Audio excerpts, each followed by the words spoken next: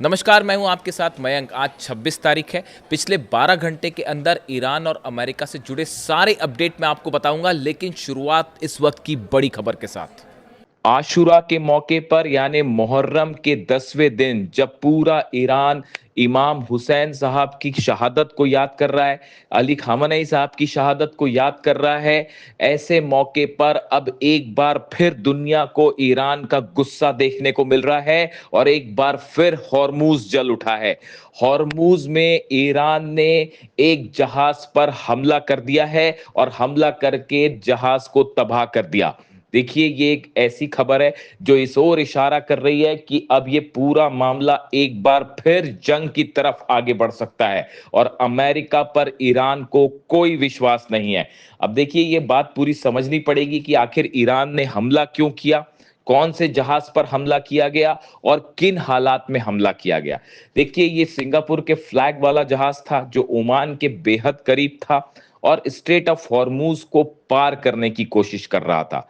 देखिए, बड़ी गौर करने वाली बात यह है कि पिछले 3 दिनों से ये चर्चाएं चल रही थी कि हॉर्मूज से जहाजों को निकलने का एक नया रास्ता बनाया गया है और जिसमें ओमान ने भी सहायता की है, ओमान ने मदद की है। अब ये बड़ी हैरान करने वाली बात है कि ओमान जो है वो आखिर ईरान से बैर क्यों मोल लेना चाहता है। ओमान इस पूरी जंग के दौरान और जो भी बातचीत हुई इसके दौरान ईरान के साथ खड़ा दिखाई दिया, लेकिन अचानक ऐसा क्या हुआ कि ओमान ईरान के खिलाफ जाके जो है वो एक नया रास्ता बनाना चाहता है। इसको लेकर ईरान ने अपनी सख्त नाराजगी जताई थी कि हॉर्मूज से जो भी जहाज गुजरेगा वो ईरान की सेना के परमिशन के बिना नहीं गुजर सकता, आईआरजीसी की परमिशन के बिना नहीं गुजर सकता। लेकिन ईरान की कई वार्निंग्स के बाद भी ये साजिशें लगातार जारी रही। शायद अमेरिका की मदद से जहाजों को पार करने की कोशिश हो रही थी बिना ईरान की सेना के परमिशन के। नतीजा ये हुआ कि जहाज के ऊपर ड्रोन स्ट्राइक कर दी गई और जहाज तबाह हो गया। ये सिंगापुर के फ्लैग वाला जहाज बताया जा रहा था और एक बार फिर हॉर्मूज जल उठा।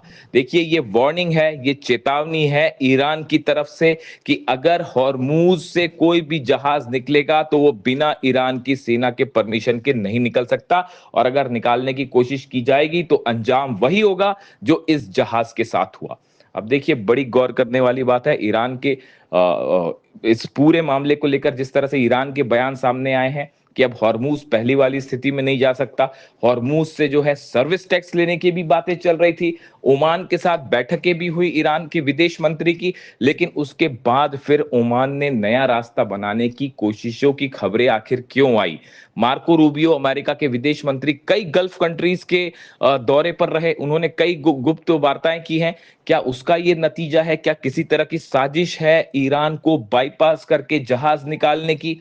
लेकिन उसका नतीजा पूरी दुनिया देख रही है, ईरान की सेना का गुस्सा पूरी दुनिया देख रही है और ईरान ने बता दिया है कि अगर उसकी नियमों के खिलाफ जाकर कोई काम करने की कोशिश की गई तो बख्शा नहीं जाएगा। हालात ये हैं, लेबनान पे हमले जारी हैं, गजा में भी हमले जारी हैं और ईरान की तरफ से ये मांग कर दी गई है, लेबनान की तरफ से ये मांग की गई है कि लेबनान से, गजा से इजराइल की सेना फौरन वापस निकले, बाहर निकले। अगर नहीं निकलेगी तो फिर ईरान और हिजबुल्लाह मिलकर इन सेनाओं को बाहर निकालेंगे। ये सीधी सीधी चेतावनी है ईरान की सेना की तरफ से, जिसके बाद माना जा रहा है कि एक बड़ा कन्फ्रंटेशन हो सकता है इजराइल की सेना और ईरान के बीच। देखिए, हालात ये है कि मुहर्रम के बीच में भी लगातार हमले जारी हैं। लेबनान पर हमले हो रहे हैं, हिजबुल्लाह पर हमले हो रहे हैं और अपनी सेना को पीछे हटाने से नेतन्याहू ने साफ मना कर दिया है। ऐसे हालात में देखिए, आज जो तस्वीरें आई तेहरान से, ईरान के राष्ट्रपति पेजेश्कियान साहब वो खुद मुहर्रम में के मौके पर जो कार्यक्रम था उसमें शामिल हुए। उन्होंने अपना दुख जताया। देखिए, जो तस्वीरें आ रही हैं, पूरा ईरान जो है वो आज इमाम हुसैन को याद कर रहा है। करोड़ों लोग सड़कों पर हैं और जुलूस निकाले जा रहे हैं। ऐसे मौके पर ईरान का बच्चा बच्चा ये मांग कर रहा है कि ईरान को अपने दुश्मनों को करारा जवाब देना चाहिए, खामेनेई साहब के हत्यारों को करारा जवाब देना चाहिए। ऐसे में हॉर्मूज को लेकर एक बार फिर मामला उलझता दिखाई दे रहा है और अगले 24 से 48 घंटे में ये बात तय होगी कि क्या और अमेरिका के जहाज या दूसरे देशों के जहाज किसी नए रास्ते से वहां से निकलने की कोशिश करते हैं। अगर ऐसा होता है तो अंजाम बुरा होगा। इसी बीच यूएई की तरफ से, सऊदी की तरफ से, कतर की तरफ से भी इस तरह की बातें कही गई हैं कि अगर किसी तरह का टैक्स ईरान वसूलता है तो ये हमें मंजूर नहीं होगा। यानी हॉर्मूज को लेके अरब और ईरान के बीच में भी एक बड़ा संघर्ष छिड़ता दिखाई दे रहा है। ऐसे में हॉर्मूज आने वाले दिनों में क्या फिर से बंद हो जाएगा? क्या फिर से वहां पर वही स्थिति देखने को मिलेगी, अमेरिका और ईरान आमने सामने? इसी बीच देखिए, डोनाल्ड ट्रंप का एक और बयान आया है। डोनाल्ड ट्रंप ने यह कहा है कि हम जो पैसा रिलीज करेंगे उससे ईरान को अमेरिका का अनाज खरीदना होगा। ये बात उन्होंने रिपीट की है, जबकि ईरान की तरफ से बात कह दी गई कि ऐसी कोई शर्त नहीं है, ईरान किसी तरह का कोई अनाज अमेरिका से नहीं खरीदेगा।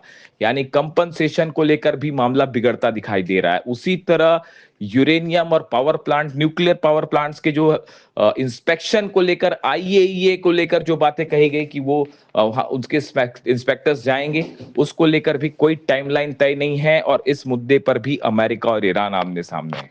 और मुहर्रम के 10वें दिन आशुरा के मौके पर जिस तरह से ईरान की सेना ने हमला किया जहाजों पर, हॉर्मूज पर एक जहाज को जला दिया, उसके बाद संदेश साफ है, हॉर्मूज ईरान का था, ईरान का है और ईरान का ही रहेगा। और किसी तरह की कोई गुस्ताखी यहाँ पर जो है वो मंजूर नहीं की जाएगी। इससे जुड़ा जो भी अपडेट होगा वो आप तक पहुंचाएंगे।